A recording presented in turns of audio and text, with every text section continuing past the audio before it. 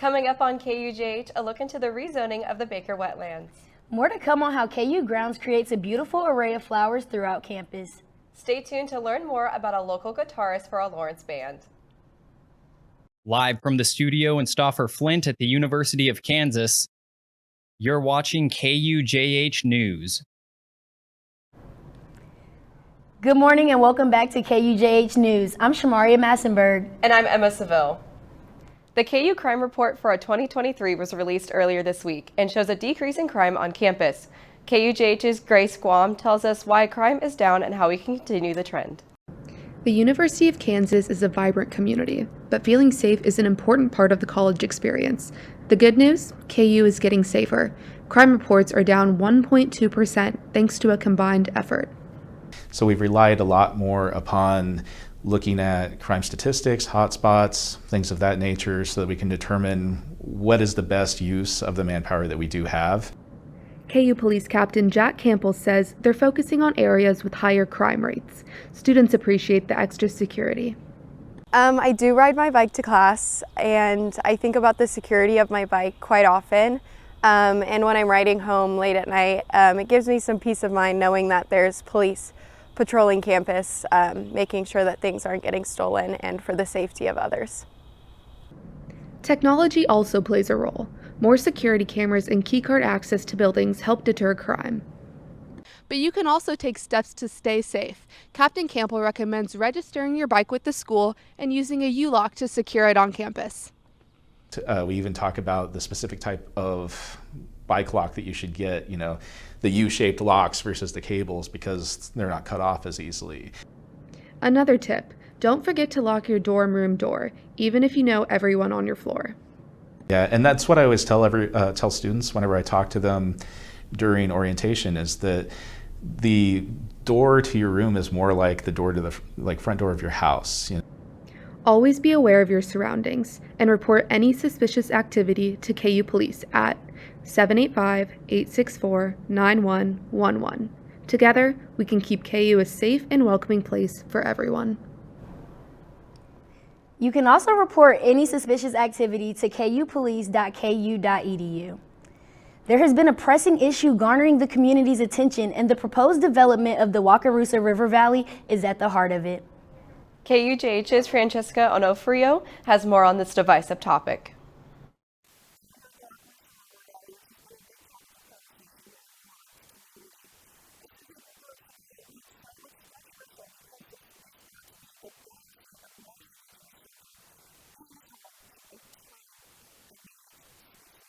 Local community member Andy Purdue explains why these lands are so important to Lawrence and its environment.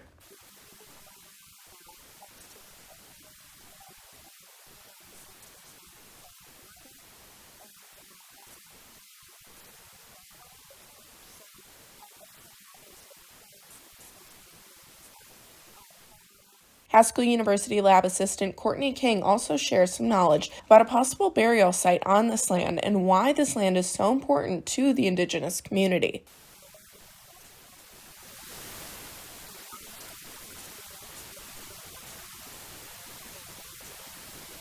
Step out of the way.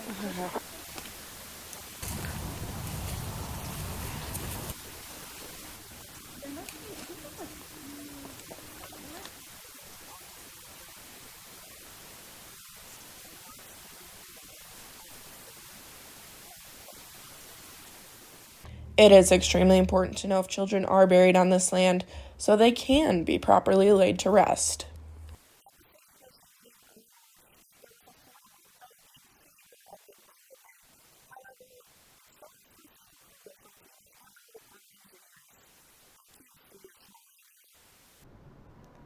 Thanks, Francesca. For more information, visit the Save Wakarusa River Valley Facebook page.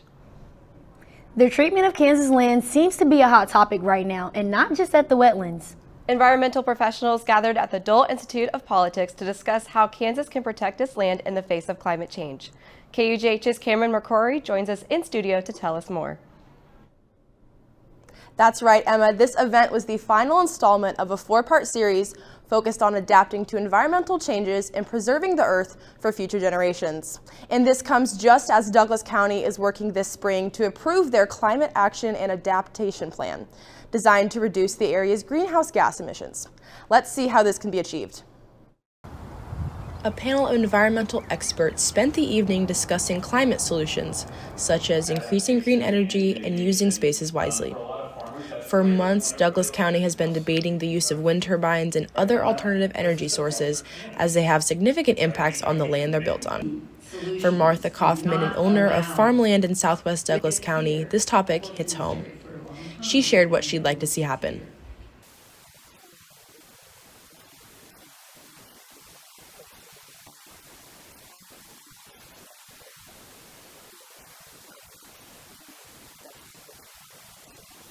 Reducing greenhouse gas emissions is the primary step in combating climate change, and for many, clean energy alternatives are the future.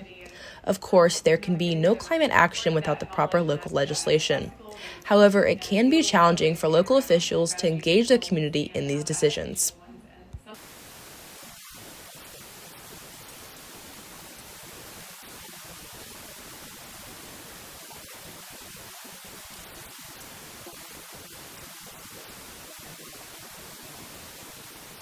The discussion also focused on how to better design our cities. Ward Lyles, panelist and KU Public Affairs Associate Professor, said it's crucial to design areas that will resonate with the community. For one audience member, this concept was eye-opening.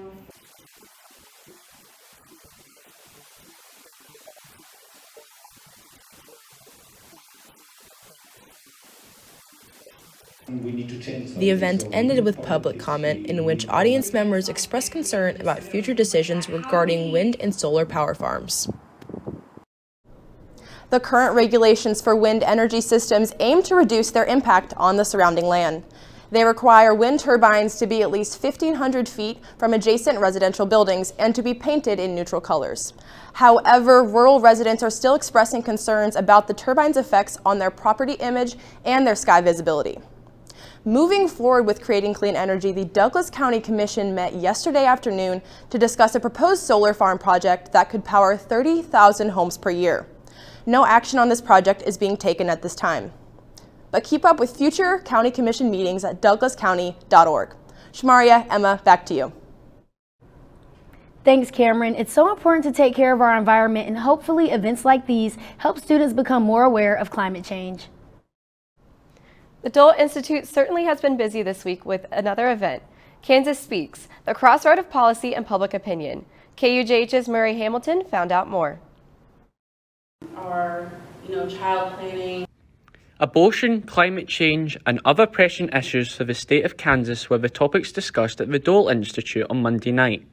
Kansas State House Representatives Democrat Christina Haswood and Republican Nick Hoheisel were on a panel talking about the public's opinion from the 2023 Kansas Speaks survey. Much attention at the start and end of the event was paid to bipartisanship, with both House members sharing their thoughts of putting aside their ideological differences to pass legislation in the interests of all Kansans. And that these are real folks, and we should treat each other with respect as much as we can. Representative Nick Hoheisel shared his thoughts on the success of bipartisanship in regards to housing legislation. On abortion. We're always going to have those kind of fundamental disagreements, although there is some policy overlap. But housing was the one that we found we were all in agreement on, that there was something we could address. The event was well attended by both the general public and students. The event being held at KU, one current issue that is relevant on campus is around student debt. Representative Haswood shares her thoughts on how she feels about one of the most recent issues involving student debt.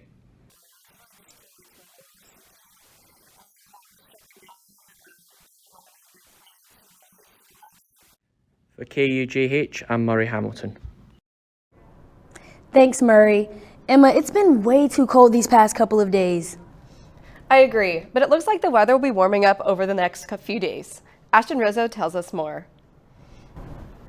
Good morning, KU. Today, temperatures are going to be in the upper 60s. Lots of blue skies, as you can already see behind me with our cameras here. We have our Manhattan, Topeka, Lawrence, and our Emporia camera with just lots of blue skies. We're staying relatively clear today, and we have a breeze out of the south, which is really going to help our temperatures climb into the 60s for today. As you can see with this satellite and radar behind me, we do have clear conditions and those winds straight out of the south at about 14 to 15 miles per hour right now, and we have increasing wind speeds as we head into the later afternoon, getting closer to 20 miles per hour. But this is a look at our temperatures already. Some places hitting the 60s, closer to the south. Ottawa and Paola already in the 60s. Lawrence at 59 degrees. Our temperatures are going to continue to increase throughout the day into those 60s. Taking a look at our class planner, lots of sunshine, really gorgeous day by 3 p.m. in the upper 60s, 66 degrees, and then by 4 p.m. for your time home, heading home from school or work today, 68 degrees there, winds out of the south at 16 miles per hour. It is going to be another gorgeous day out there today. Thanks, Ashton. Up next, more information on the development of KU's new Gateway District. And campus is now covered with flowers for spring. Stay with us to get a special look into the planting process.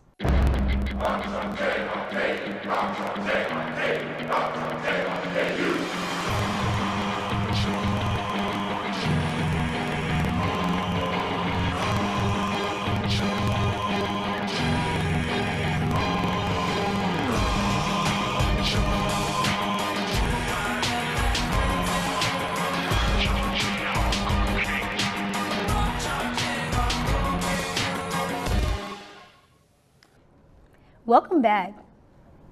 We all have seen or heard about our beloved football stadium under construction. While the renovations of the booth are underway, there have been some alterations to the $448 million project. Ellie Mueller is with us live in studio to tell us more. Thanks, Shamaria. Slated to reopen in 2025, the David Booth Memorial Stadium is going under a serious facelift. After the final home game on November 18th, the booth was promptly demolished to complete Phase 1 of the Gateway District. Phase 1 of development includes the southwest, west, and north sides of the stadium to be upgraded, which includes a brand new conference center. The venue has been designed to drive economic development and enhance the KU student experience. Mark Reske, University Architecture Director, shares how the stadium construction will be completed by 2025. A $448 million project in what amounts to construction-wise about 18 months. So if you divide 448 by 18, that's a lot of expenditure per month of our burn rate, which means a lot of work going on. So right now, we've literally got trades packed on that site. According to the 2022 KU Capital Project goals, the renovation of the football stadium held two main objectives: transform the game day experience through new and diverse amenities, which include expanded retail and restaurant options, and create a year-round usable space for larger-scale activities not immediately relating to football, such as a 175-room hotel connected to the stadium. According to a statement released by Chancellor Giroux, the private developers working on the stadium have reported being cautious about the planned projects. Due to the risk in financial investment, the refurbished football stadium will include fewer concessions, retailers, and other amenities than once envisioned due to higher interest rates. Don't worry though, there will still be a video board 2.5 times bigger than our original board, as well as a 50% increase in area per seat. Back to you, Emma. Although one side still stands, it will be demolished following the commencement in May. Games will be played in Arrowhead Stadium and Children's Mercy Park, located in Kansas City. The project is slated to be completed by 2025. Spring is officially here and the flowers around campus are starting to bloom. But who plants them? Carson Shea has more. KU in the spring is a sight to see. Flowers are planted across campus that give even more character to the already beautiful landscape. Students walking to class can find the flowers around the Chi Omega Fountain, outside the Student Union, in front of Frazier Hall, and more. But do students even stop to think about how they got there? The tulips and daffodils that are starting to bloom now were planted back in the fall by the KU grounds crew. As summer approaches, the crew removes them and cycles in their summer colors. In the past, the team has used an annual display where flowers are installed once for the season. But this year, they are transitioning to something different.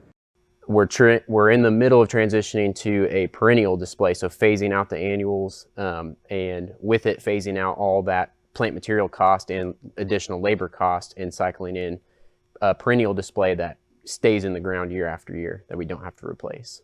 But the KU grounds crew is determined to accomplish much more than just planting flowers. I love trying to improve students' lives and their education through utilizing the campus. Big supporter of environmentalism, but also trying to understand that we have to be stewards of the university resources. Stay on the lookout when walking down campus in the coming weeks to admire the grounds crew's hard work as the flowers bloom. Interested in finding out more about what the KU grounds team does? Be sure to follow them on social media at KU Grounds. For KUJH News, I'm Carson Shea. Seeing all these flowers out is definitely making me excited for warmer weather. Ashton, how's it looking? And today we are going to take a look at our warm and sunny conditions once again today, back into the 60s. And then we are taking a glance at this softball forecast for tonight, tomorrow, and Saturday as well. And then we have a warming trend getting close into the mid to upper 70s as we head into Easter weekend. Right now, though, temperatures are in the 50s for a lot of the central Midwest plains. But with this warm south breeze, these temperatures are going to quickly increase into the 60s for the end of today. By 69 degrees will be our high, mostly sunny conditions, and those winds out of the south gusting close to 20 miles per hour for today. So it might be an increasing breeze as we head into the later half of our afternoon. And then tonight's overnight lows are going to stay relatively warm. Tonight's low at 47 degrees, clear skies for tonight, and then south breeze at 8 to 10 miles per hour. And then if you like today, you're really going to love tomorrow because temperatures there at 76 degrees, partly cloudy conditions. It will be breezy, gusting close to 25 miles per hour, but we are in those upper 70s for tomorrow. And taking a look at this softball forecast for us today, they are playing at 5 p.m. It's going to be 78 degrees, winds out of the south at about 14 miles per hour. And then for tomorrow night at 5 p.m., still hanging out in those lower 70s. It's going to be a really gorgeous weekend for us. Winds will be out of the east at about 9 miles per hour. And then for Saturday at noon, partly cloudy conditions, not quite as warm, 56 degrees, winds out of the northwest. Overall, though, we're staying dry. Softball conditions are going to be looking great for this weekend. Our next chances of rain do begin to develop, though, later into the start of next week, heading into Monday, overnight into Tuesday as well. That is when this chance of rain begins to develop and push on over us. Today, temperatures there at the 60s, quickly warming up into the 70s as we have this warming trend. Gorgeous temperatures for Easter. We do have that 20% chance of precipitation we are taking a look at there for Easter. And then thunderstorms do begin to develop there on Monday, clearing out very quickly for Tuesday as a cold front pushes through, dropping us back down into the 50s. Overall, though, temperatures are looking great for this weekend. Thanks, Ashton. It's Women's History Month, and we couldn't be more excited to celebrate. KUJH's Barry Anderson took us to Woodruff Auditorium to listen to a discussion about a special film regarding women's history. Van Kelly, who's the director of graduate studies, is hosting 3 screenings of The Lives of Extraordinary Women Senegal trilogy, which is all written by screenwriter and movie director Moussa Sena Absa. Kelly dives in to tell us a little about the film series. This film series is impactful for West African women in that it depicts women who are building their independence and their resilience in an environment that can be very challenging, both in economic and social terms, in the capital of Dakar, in the capital of Senegal, Dakar. Kelly brought in Absa to discuss his film of Tableau Ferrai and informed his audience on women's role in West Africa. Women have a fantastic role in a society, in my society, let's say, because of education. The women are those who educate in my society. An audience member gave his opinion on the film series. Moussa Sena Absa really focused on women, on that, and this movie was really just also about the woman's status in Senegal and kind of giving to women what belonged to them. Absa made a lot of French and African films in his lifetime. He's received a lot of awards and gain a lot of international recognition. I watched the first film and can say it was a wonderful experience. For KUJH News, I am Barry Anderson. Thanks, Barry. If you want to attend the third film tonight, it'll be held at the Kansas Union in Woodruff Auditorium at 7 p.m. A busy week in sports. Brock, give us a rundown. Coming up on KUJH Sports, we'll tell you why one of the most exciting sports weekends of the year ended up gloomy for Jayhawk fans. Stay right with us. Where you go to college makes a statement about you. This place will become a part of you, your identity for life.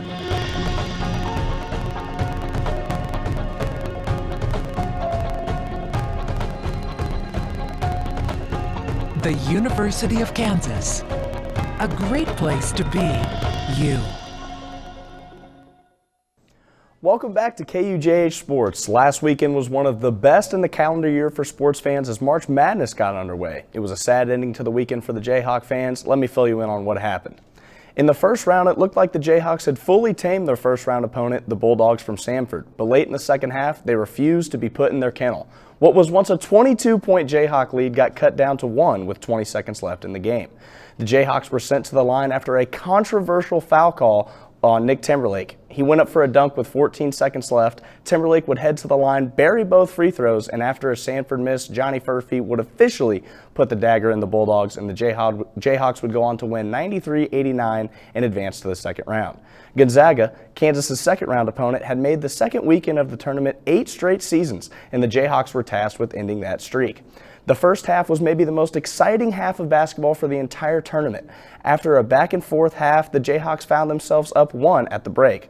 The second half was all Gonzaga. The Zags made their first 5 threes in the second half and never looked back en route to an 89-68 win that ended the Jayhawks season, and Gonzaga's streak of Sweet 16 appearances extends to 9. The 8-seeded Kansas women's team was on the ropes late in their first round game against Michigan. They found themselves trailing by 3 as they inbounded the ball with 17 seconds left in the game. But senior Zakiya Franklin shows some onions with this game-tying three-pointer to even the contest at 67 apiece. Michigan failed to score at the buzzer, and the game would go into overtime. Overtime belonged to the Jayhawks as they outscored the Wolverines 14-5 in the period, and Kansas would march into the second round after an 81-72 victory.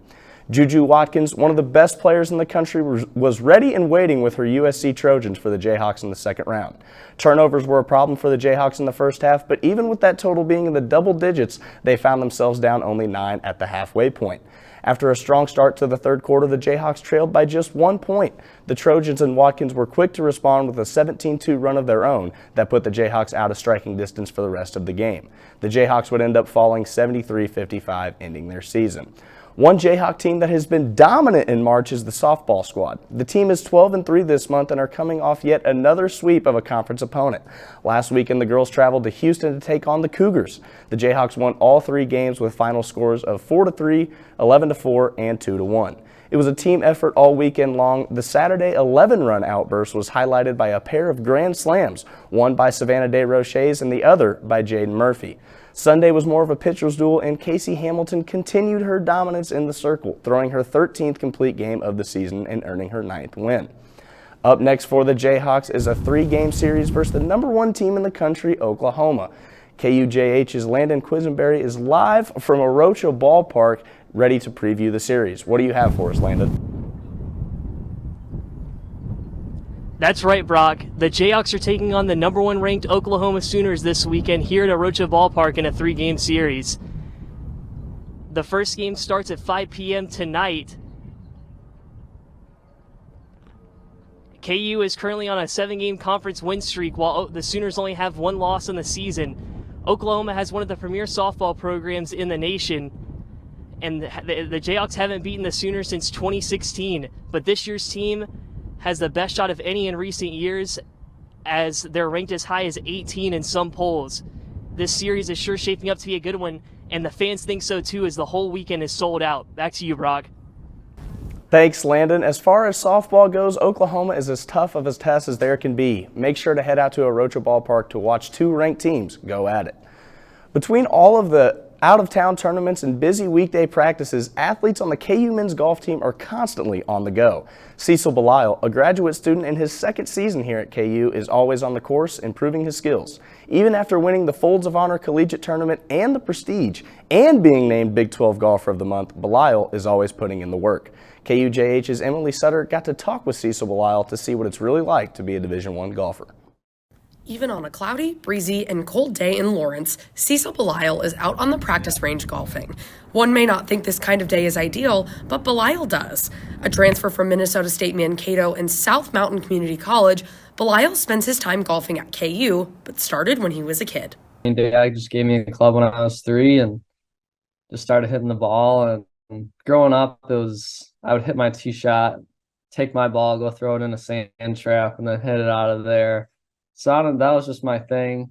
After deciding in 8th grade that he wanted to pursue golf in college, Belisle continued to work hard. After coming to KU, the biggest surprise to Belisle about being a student athlete here may surprise you. You didn't even get golf balls at junior college level. Now we're getting a dozen or two per tournament. You're getting 800 hats and polos and socks, underwear. It's like, holy cow, what's going on? Belisle follows an intense schedule every day. His average day consists of waking up at 6:30 a.m., having a nutrition meeting at 8:15, practicing on the course until weights at noon, relaxing for an hour after that, and hitting the course again until 7 at night.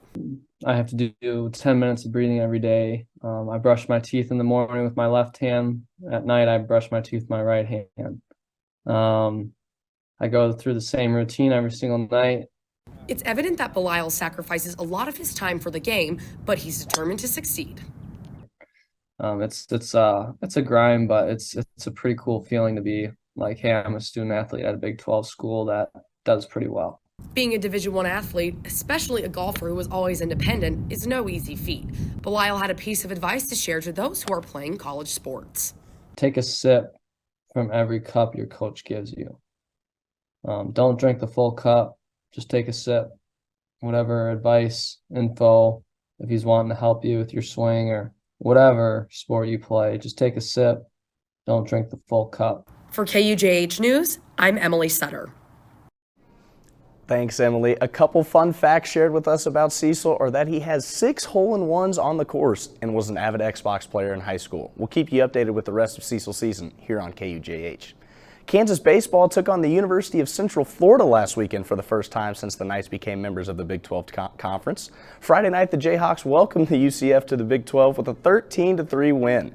During the game, Jayhawks infielder Collier Cranford hit for the cycle, becoming the first Jayhawk to do so since 2013. The series continued and concluded on Saturday as the teams played a doubleheader. UCF ended up winning both of those games by scores of 6-2 and 4-1 to clinch the series. Up next for the Jayhawks, they head to Provo, Utah this weekend to take on another new Big 12 team, the BYU Cougars. KUJH's Shamaria Massenberg recently sat down with KU assistant track and field coach Honor Finley, who told us all about her love for competing and how she ended up returning to coach the Jayhawks only a year after graduating. That's one way to describe Honor Finley, an assistant track and field coach for KU. The former KU star is making a name for herself as a professional while coaching her former teammates. Getting this position was like a big deal for me because last year I was a volunteer coach and then they took away that position, so I wasn't sure what this year was going to look like going forward and like how I could contribute to the team. Finley's coaching isn't the only thing that's a big deal. The track star also competed in the 2023 Pan Am Games, representing Team USA, where she became a bronze medalist. I wasn't a first choice, so getting to go still and then represent my country in such a way was definitely, I don't know, I feel like a great honor to be able to do that. I should tell the story of an athlete who is pursuing to be professional, trying to get signed and what it takes to do that and like how life kind of hard if you ain't got no big sponsor behind you getting to track meets and stuff. Granted, which helps that I'm on staff now because I can travel to certain meets and still compete. Despite the busyness in her schedule, Finley still makes time to run a crochet business and vlog on her YouTube channel. I asked her how she's able to balance it all. I like it because nobody else got it. That's the reason I started making clothes because I was like, I don't want to walk outside and be wearing the same thing as somebody else. I incorporate all of those things together in a way. Because like I'll make me a uniform so I can run in the track meet because I'm like, I like to look good when I run in the track meet and that works. Or crocheting calms me down. So like I feel like other athletes see that and they're like, oh, I might want to try that, because a few have asked me to teach them. Honor may not want to box herself in when it comes to coaching and being an athlete, but she does know exactly how she wants to be remembered.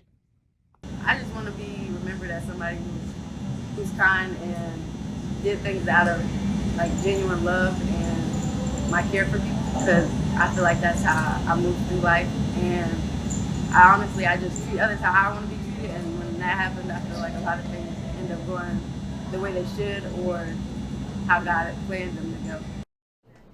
What a unique coaching story. Thank you for that, Shamaria. Hey, it's also opening day today for Major League Baseball, so happy opening day to all that celebrate. I have high hopes for my Royals this year. Hopefully Bobby Witt Jr. can lead us to the playoffs this year for the first time since we won the World Series in 2015, but that's probably a long shot. Well, that's all we have for you today at Sports. When we come back, see what it takes to be a DJ at the school's radio station. Stay right with us.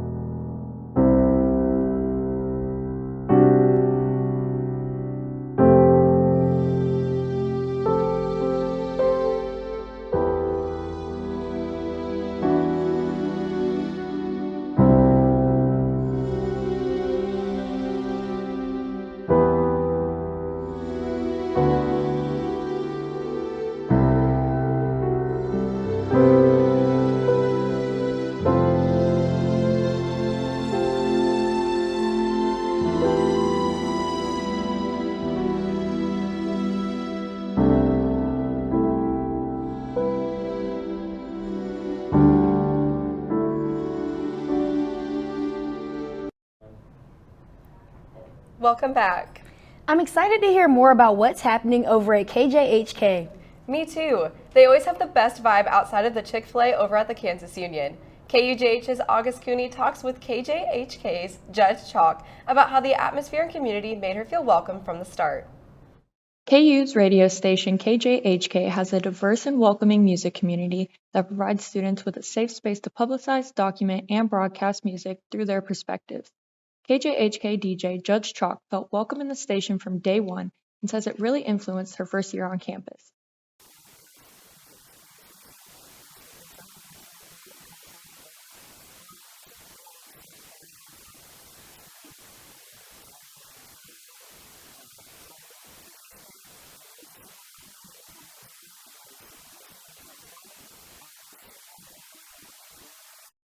Judge is part of the music staff for KJHK. She oversees the Saturday DJ session from 10 a.m. to 12 p.m. She channels her passion for music to help her create her DJ set.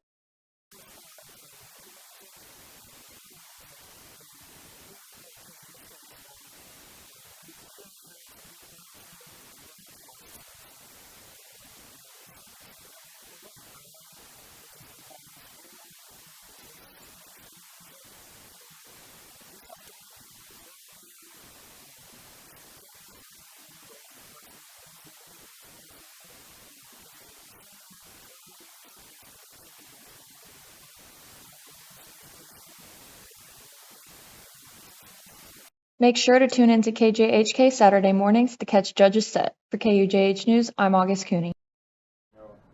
I know I'll be tuning into KJHK on Saturday to see what Judge has picked out for her set. Let's check in with Ashton and see what the weather could look like while you're listening to her set this Saturday. And now we are taking a look at our final forecast for us. Temperatures today are in the 60s, quickly climbing into the 70s. For tomorrow, we do have breezy conditions, but it's going to be overall really nice temperatures for Sunday, for Easter there, 76 degrees until our next chance of precipitation does develop there on Monday. And then a cold front pushing through on Tuesday, dropping us from 78 degrees down to 58 degrees. So that cold front's going to push through on Tuesday. You're definitely going to feel that change there. Overall, though, temperatures for this weekend looking awfully gorgeous. Thanks, Ashton. As the weather warms up, it's the perfect time to enjoy some live music. Don't you think so, Emma? Oh yeah, and Lawrence is just the place for that. With plenty of local bands and venues, KUJH's Cameron McCrory got the chance to sit down with a member of one local band and shares with us how he's pursuing his dream.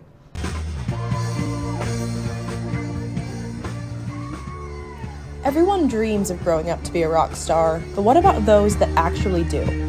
Quinn Cosgrove, a KU music and film student, is the guitarist for the Whips, a local band from Kansas City.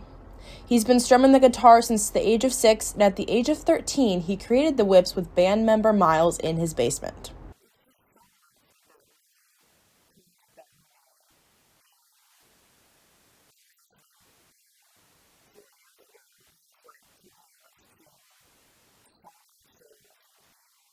With 13,000 monthly listeners on Spotify, Quinn and his bandmates have gained quite the following, and not just locally. In addition to Lawrence venues, the Whips have toured in various places across the country.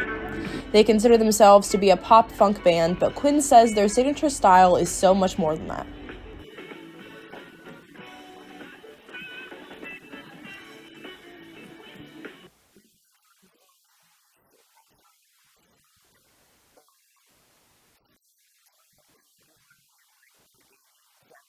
The band debuted their first EP, titled Never Change or Do, in 2021. Whether they're performing at Jazz House, the Granada, or any other classic Lawrence venue, Quinn says being on stage is when he's at his best.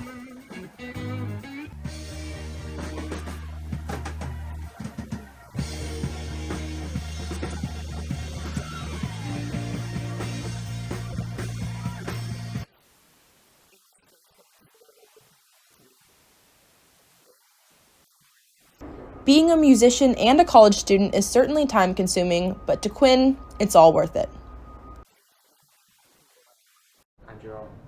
Stay tuned for future performances from the Whips by keeping up with them on Instagram at The Whips Official. Keep up to date with KUJH on TikTok, Twitter, and Instagram, as well as visiting our website at tv.ku.edu. I'm Shamaria Massenberg. And I'm Emma Seville, signing off.